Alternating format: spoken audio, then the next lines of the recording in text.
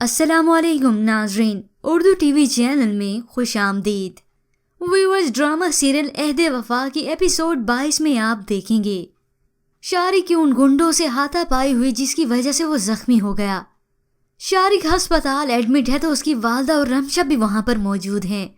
رمشا اس کی والدہ سے پوچھتی ہے، مجھے بتائیں آپ کو کچھ چاہیے؟ تو وہ ہچکچاتے ہوئے کہتی ہیں، شادی کی تاریخ دے دو دونوں۔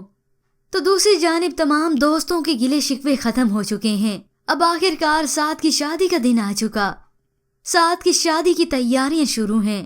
سعد کے فیشل کے دوران شارق اور شہریار دونوں مل کر مستیاں کر رہے ہیں۔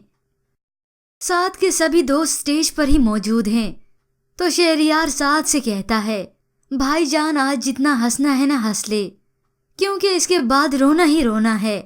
ایک دن تیرے آپریشن اور تیرے مشن کے درمیان بھابھی جی کا فون آئے گا، ذرا آتے ہوئے 1 کلو دہی لے آنا اور 1 گڈی ہرے دھنیے کی بھی لیتے آنا۔